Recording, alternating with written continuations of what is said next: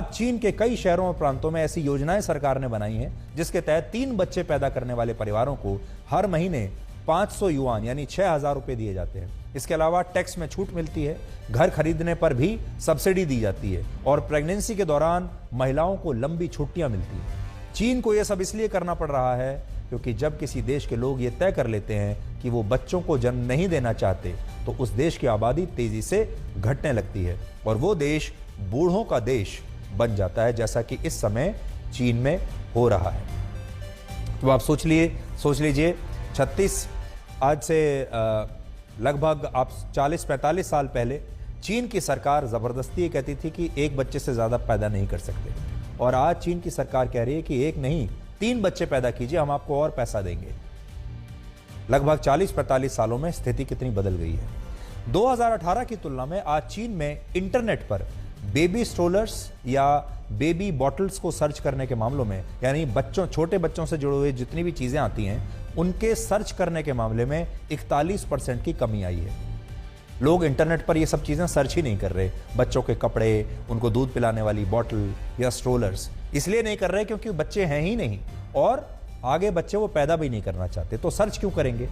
जबकि इंटरनेट पर लोग चीन में आजकल जो सबसे ज्यादा सर्च कर रहे हैं वो बच्चों की चीजें नहीं बल्कि ये सर्च कर रहे हैं कि चीन में अच्छे वृद्धाश्रम कहां कहां पर हैं। तो सोचिए, जिस देश में लोग बच्चों का सामान सर्च नहीं कर रहे, वृद्धाश्रम सर्च कर रहे हैं इंटरनेट पर, वो देश कितना बूढ़ा होता जा रहा होगा।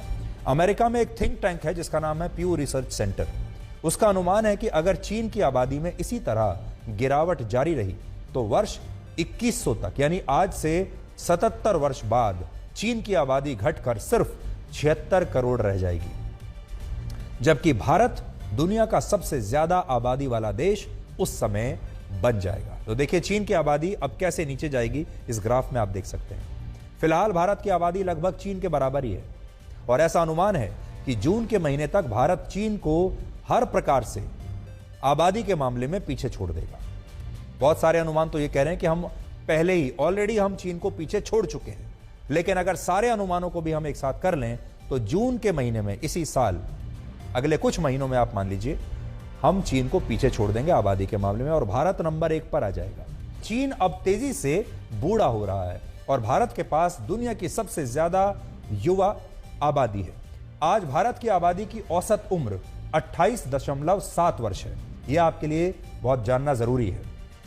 और चीन की आबादी की जो औसत उम्र है वो है 38.4 वर्ष और आज भारत की 35% आबादी 20 साल से कम की है, जबकि चीन की सिर्फ 23% आबादी 20 साल से कम उम्र की है। इसके अलावा यह भी अनुमान है कि वर्ष 2040 तक भारत में 18 साल से कम उम्र के 43.5 करोड़, 19 से 40 साल के लगभग 53 करोड़, 41 से 60 साल के 42.5 करोड़ और 60 वर्ष से ज्यादा उम्र के लगभग 25 करोड़ लोग होंगे, जबकि भारत की तुलना में चीन में 2040 तक 18 से कम उम्र के सिर्फ 25 करोड़ लोग होंगे, 19 से 40 वर्ष के 36 करोड़, 41 से 60 वर्ष के 40 करोड़ और 60 साल से ज्यादा उम्र के 43 करोड़ लोग होंगे।